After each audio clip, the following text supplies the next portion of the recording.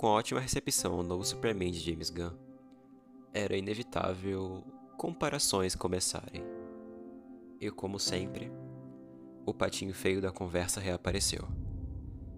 O Superman de Zack Snyder. E nessas comparações, ele quase sempre sai perdendo. Quase sempre é um massacre unilateral. Mas hoje, eu vim aqui fazer um papel que ninguém geralmente quer fazer, que é o advogado do diabo. Eu vim aqui dizer que esse patinho feio não é tão feio assim. Ou em outras palavras, o Superman do Snyderverso não é tão ruim quanto você se lembra. Eu sou o Espantalho, e seja bem-vindo ao Asilo Arkham. Quando falamos de pontos positivos do Superman do Henry Cavill, é impossível a gente não começar falando sobre toda a construção que eles fizeram sobre Krypton. No filme Homem de Aço de 2013, nós somos apresentados a uma Krypton muito bem feita, desde o seu CGI à sua infraestrutura e sociedade. A ambientação de Krypton que a gente tem nesse filme é simplesmente magnífica. Desde os animais até a flora do lugar, é tudo muito bem feito e eu não imagino ver algo melhor que isso nem tão cedo. Até o próprio desastre clássico de Krypton, que, bem, todo mundo já conhece a origem de Superman, que Krypton foi um planeta que foi destruído.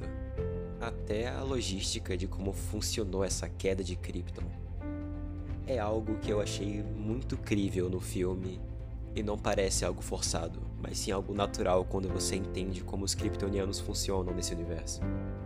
Porque nesse universo, a queda de Krypton não aconteceu por conta de um buraco negro aleatório ou por causa de uma outra entidade que destruiu o planeta, mas sim por culpa dos próprios kryptonianos, que em busca de mais energia, eles começaram a tirar energia do próprio núcleo do planeta deles, o que acabou causando um inevitável fim de Krypton. Mas para mim o verdadeiro ponto-chave que torna Krypton desse filme fascinante não é a sua crise, mas sim como a Krypton funciona. Como funciona o sistema social dos kryptonianos nesse filme. Em Homem de Aço, nós somos apresentados a uma Krypton, onde os kryptonianos já nascem com um propósito predefinido. Eles não têm a liberdade de escolha sobre o que eles querem fazer. Eles já nascem em uma casta específica. É uma espécie muito interessante de estratificação social que nós vemos nesse filme. O que já nos dá o gancho perfeito para falar um pouco sobre os pais do Superman. E no caso estou me referindo a Jor-El e a Lara, ou seja, os pais biológicos do Superman. No filme, Jor-El é uma figura que vai aparecer bastante. E ele é retratado como um cientista. Tanto que a Fortaleza da Solidão dessa versão é meio que uma nave que foi criada pelo Jor-El. Tanto que o holograma dele aparece pro Clark durante o filme para orientar ele. E praticamente durante o filme todo o Jor-El dá um jeito de aparecer em algum lugar. Mas não o Jor-El mesmo, só o holograma dele, porque o Jor-El, como todos nós bem sabemos, morreu na destruição de Krypton. Em Homem de Aço, Kal-El foi o primeiro nascimento kryptoniano natural em muito tempo. E Jor-El, seu pai, sabendo dos planos de Zod e que Krypton chegara ao seu fim, decide colocar o Codex, que é simplesmente a chave para trazer Krypton de volta, com o DNA de vários kryptonianos, dentro de seu próprio filho, mas também mandá-lo para um lugar seguro para tentar salvá-lo. E mais do que isso, não só salvá-lo, mas dar a ele uma coisa que nenhum kryptoniano até então teve, que é a liberdade. A liberdade de escolher ser o que você quiser. Então, Jor-El e Lara não estavam apenas salvando a vida de Kal-El, mas sim dando a ele a escolha. Coisa que torna muito mais profundo aquela velha história de os pais do Superman mandaram ele pra Terra para salvar a vida dele. E também no começo do filme, nós temos a magnífica introdução do antagonista desse filme, que é o General Zod. Mas calma aí que mais pra frente eu vou falar com mais enfoque sobre ele. Agora vamos falar como Zack Snyder retratou com perfeição a infância do Superman. Porque Snyder não quis nos mostrar um Clark Kent sorridente, correndo por campos de trigo. Ele mostrou um menino com medo. Um garoto que ouve tudo, vê tudo, sente tudo. Está ouvindo, Clark?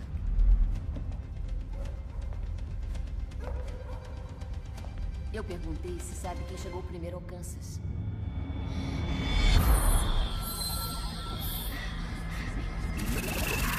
E que por isso ele não se sente pertencente a lugar nenhum. Isso não é só diferente da grande maioria das versões do Superman anteriores a essa. Isso é genial. A infância de Clark, em Homem de Aço, é um drama psicológico por si só. Ele é um menino solitário que sente o peso do mundo antes mesmo de entendê-lo. Imagine-se sendo uma criança que anda sempre em sobrecarga sensorial, que ouve os batimentos cardíacos de todo mundo, que vê através de peles, paredes, segredos. Isso não é um dom, é um fardo. E é por isso que Jonathan Kent, seu pai adotivo, é tão ambíguo.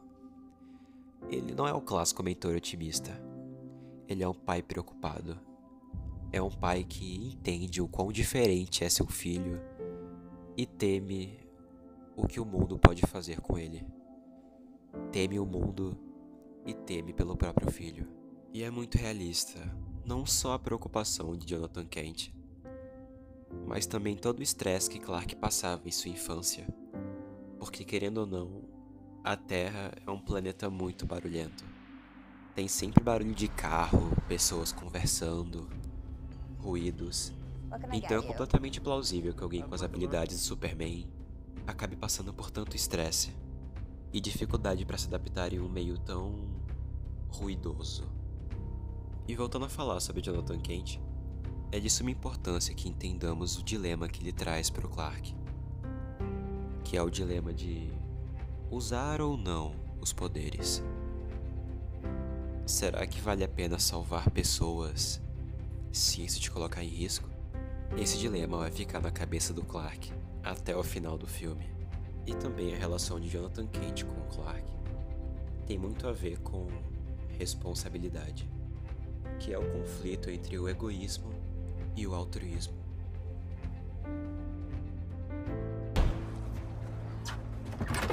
Anda, Kent!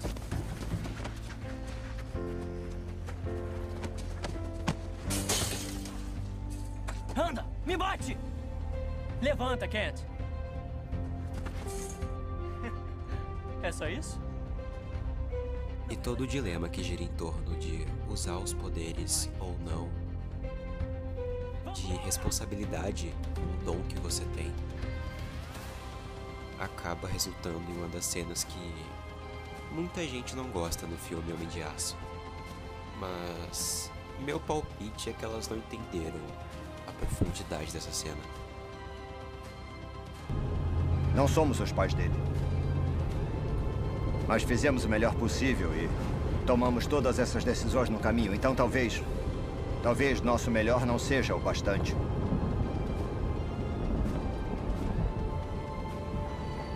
Olha, pai... Espera aí.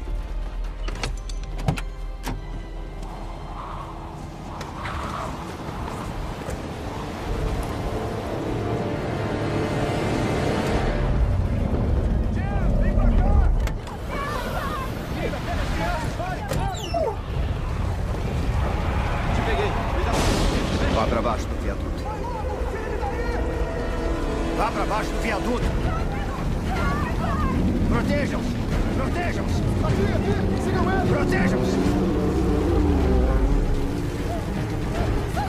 Oi! Ela tá presa! Nessa cena, nós vemos de forma completamente visceral a compreensão da responsabilidade de Clark para com seus poderes. Vendo ele fazer a escolha de deixar o seu pai morrer, porque tinham pessoas demais em volta.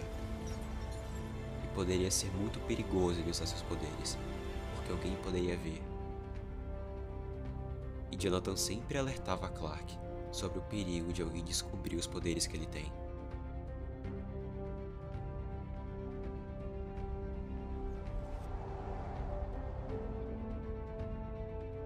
Porque Jonathan sabia bem que os humanos odeiam o que não entendem. E bem, agora tá na hora de a gente falar como o Clark superou esse dilema de usar ou não os poderes. E como isso tem a ver com o antagonista desse filme, o General Zod. A resposta simples e objetiva sobre como o Clark superou esse dilema está na frase risco real. Porque no filme Homem de Aço, Clark nunca tinha enfrentado um risco real de ameaça, tanto para a Terra quanto para ele. Quando o Zod chegou aqui, deve ter sido a primeira vez que o Superman sentiu medo de algo.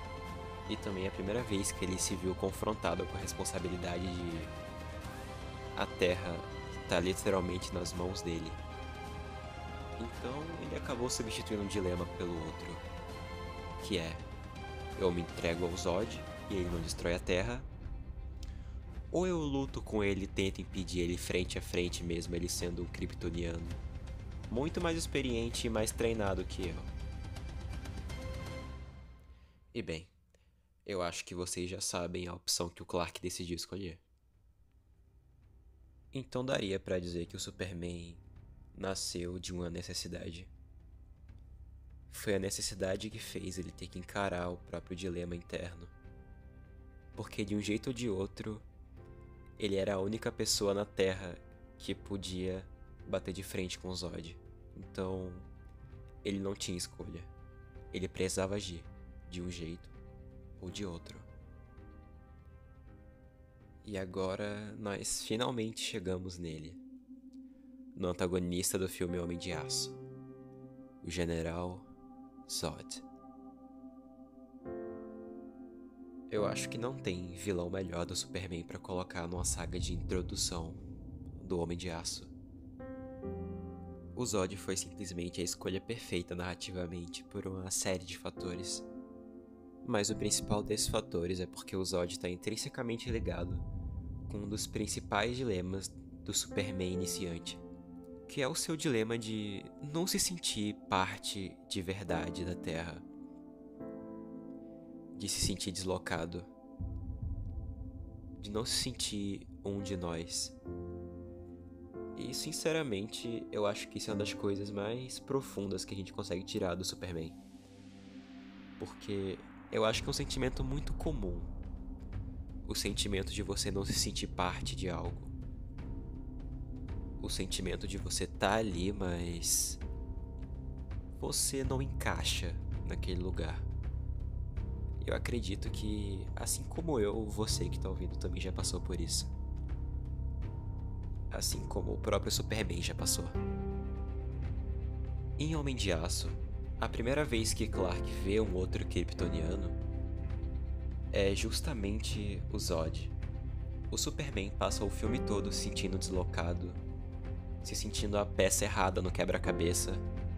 E a primeira vez que ele encontra alguém do mesmo povo que ele, alguém que teoricamente deveria entendê-lo, essa pessoa vem com uma decisão muito difícil. Porque o Zod, ele vem com o objetivo de terraformar o planeta Terra e trazer Krypton de volta. Ou seja, o Superman vai ter que decidir se ele ajuda o Zod e traz de volta o seu povo, o seu planeta, nunca mais precisando se sentir deslocado, ou ele luta contra o Zod e protege a Terra, um lugar onde ele para sempre seria o alienígena mal compreendido e que as pessoas vão sempre ter medo e com certeza nunca vão entendê-lo completamente. E o Superman decide por proteger a Terra, ele decide colocar a vida das pessoas acima da própria vida. Porque ele poderia muito bem ajudar o Zod. Ele nunca mais ia se sentir deslocado. Ele ia finalmente ter um povo que o via como um igual. Não como um deus ou uma ameaça, mas sim como um igual. E ele decide jogar tudo isso fora e proteger esse planetinha azul, sabendo que ele ia ser sempre o alienígena, o intruso. E sinceramente, o que é mais Superman que isso? O que é mais Superman do que você agir contra o que você mais quer na vida em prol das outras pessoas? Se isso não for heroísmo, eu não sei o que é. Ainda falando sobre o General Zod, nós precisamos falar sobre a cena que muitas pessoas usam para justificar o argumento de que o Superman do Snyder é um assassino frio e o Superman nunca faria algo daquele jeito, que é a cena em que o Superman mata o Zod. Bem, geralmente quando as pessoas falam dessa cena, elas esquecem de falar de dois detalhes que para as pessoas que veem o filme com a mente muito fechada, realmente pode acabar passando despercebido. Porque, sim, o Superman quebrou o pescoço do Zod. Mas não é tão simples assim quanto parece. Porque o Superman naquele momento estava claramente desesperado. Não é como se ele tivesse outra opção naquele momento. Ele implorou pro Zod não machucar aquelas pessoas. Ele implorou pra ele parar, mas o Zod não ia parar. Então, ele não teve outra escolha. E outro detalhe é que ter matado o Zod afetou profundamente o Superman. Logo depois de ele ter matado o Zod, dá pra ver isso. Não foi algo simples nem pro próprio Superman. Foi algo que claramente afetou ele. Então não é como se ele fosse simplesmente esse assassino que algumas pessoas pintam ele. Então sim, eu acho que essa cena do Superman ter matado o Zod foi completamente coerente com o personagem, com a essência do próprio Superman. Porque ele não teve escolha naquele momento. Então qualquer versão do Superman, das versões mais louvadas, até eu arrisco a dizer que até a versão do Christopher Reeve do Superman, se tivesse naquele nível de desespero que o Clark tava, teria feito a mesma coisa. Tem muita gente que torce o nariz pro Superman do Zack Snyder. Dizem que ele é frio, sombrio e sem carisma. Oi, eu sou o Charada. E se eu te dissesse que essa abordagem tem muito valor, e que talvez você só esteja vendo com um olhar errado? Hoje eu quero defender essa versão do Superman e mostrar o porquê ela é uma das mais ousadas e significativas já feitas no cinema. Ao contrário da imagem clássica do sorridente escoteiro, o Clark Kent do Snyder é um cara que carrega o peso de ser diferente num mundo que tem medo do que não entende. Isso faz dele um personagem muito mais humano, mais próximo da gente. Ele duvida de si mesmo, erra e sofre. Isso é exatamente o que faz a jornada dele ser tão interessante. E outra coisa também sobre a trilogia, se tem algo que ninguém pode negar, é que o Snyder sabe criar imagens poderosas. A estética da trilogia é marcante, cada cena parece pensada como um quadro, com composições detalhadas e iluminação dramática, e momentos que parecem saídos direto de uma novel. Pode não agradar todo mundo, mas é inegavelmente de outro nível que ele entrega nos filmes. Você pode até preferir outras versões de Superman, e tudo bem, mas ignorar o valor do que o Snyder fez é perder a chance de ver um lado mais profundo, mais filosófico e mais humano do maior herói da cultura pop. Essa trilogia merece respeito e merece ser revisitada com os novos olhos. Olhos esses que analisam mais profundamente a humanidade que o personagem tem e traz à trama. Vale também lembrar que o Superman foi criado no ano de 1938 por Jerry Siegel durante a Grande Depressão. Ele foi criado com o intuito de ser considerado um símbolo de esperança e paz para a humanidade. Muita gente pensa que só por ele ser considerado um símbolo de paz e esperança para a humanidade, ele não pode passar por tribulações na vida. E essa visão está, na minha opinião, completamente errada, porque onde há luz, também há trevas. No filme Superman vs Batman, mostra que o Batman também sabia disso. Ele teve medo que o Superman se voltasse contra o planeta Terra, ou até contra o mundo, porque ele tinha poder suficiente para aniquilar todo o planeta Terra se ele quisesse. E com isso o Batman tenta fazer justiça com suas próprias mãos. Mas em um certo momento que o Batman está ganhando a luta, o Superman fala a seguinte frase: Nem mesmo um homem você foi.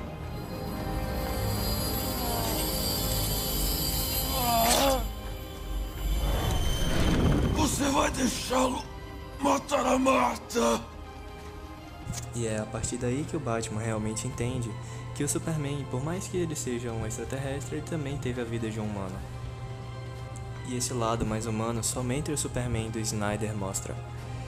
Nas outras versões, o Superman é algo louvável, algo visto como um deus, que nunca erra, cuja sua justiça é considerada plena e pura. E outro grande acerto do Snyder com o Superman foram as consequências dos atos do Superman. E eu não tô falando meramente em mostrar que o Superman pode destruir tudo com a força dele, mesmo quando ele tá tentando ajudar, mas como o próprio Superman reage a isso. Isso o Snyder fez muito bem. Principalmente no filme Batman vs Superman, na qual o Superman é confrontado com as perdas que ele causou enquanto estava tentando ajudar. E todo o mal que ele fez, mesmo que não intencionalmente. Porque por mais que o Superman estivesse tentando evitar um mal maior, ele acabou causando perdas. Muitas perdas. E a gente consegue ver o quão humano ele é, porque ele realmente se importa com isso, tipo... Não é como se ele não ligasse pra isso. Quando ele vê na TV as pessoas tristes falando do que elas perderam por conta das suas batalhas, ele realmente se afeta por isso. É algo que realmente conta na balança dele. Porque não era isso que ele queria. Ele queria ser um símbolo de esperança, e não um símbolo de medo ou de tristeza para as pessoas. Mas isso é inevitável. Porque além das pessoas terem medo do que não entendem, elas têm medo do que não podem controlar. Então, o Superman, de algum jeito, ele ia ter que se acostumar com... Ele não vai agradar todo mundo, e ele não vai conseguir ser um símbolo de esperança para todo mundo. E eu acho que é exatamente isso que torna essa versão do Superman tão especial. Porque, diferente da maioria das versões do Superman, principalmente nas HQs, essa versão do Snyder, ela aproxima bastante a gente do Superman, trazendo um tom mais realista pro personagem. Mas não só mais realista, mas bem mais compreensível. Porque esse Superman, ele sente coisas que muitos de nós sentimos diariamente. Por isso eu acho que talvez seja a versão mais relacionável do personagem até agora, ou ao menos nos tempos recentes, porque esse Superman, ele tem dúvidas, ele se sente sozinho, se sente diferente, ele é encarado com mais responsabilidade do que ele acha que consegue carregar, coisas que eu passo, você passa, bem, praticamente todo mundo passa ou vai passar um dia.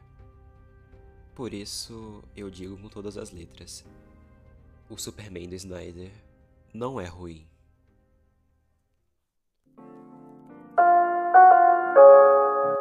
Olá, meu caro paciente. Espantalho aqui. Só passando para te agradecer por ter ficado até o final do vídeo. Porque, bem, 25 minutos de vídeo não é para qualquer um. É muito vídeo. E também te lembrando para se inscrever no canal se gostar do conteúdo. E também, se possível, deixa aí nos comentários se vocês gostam de vídeos longos assim. Vai me ajudar bastante. Muito obrigado e até o próximo vídeo.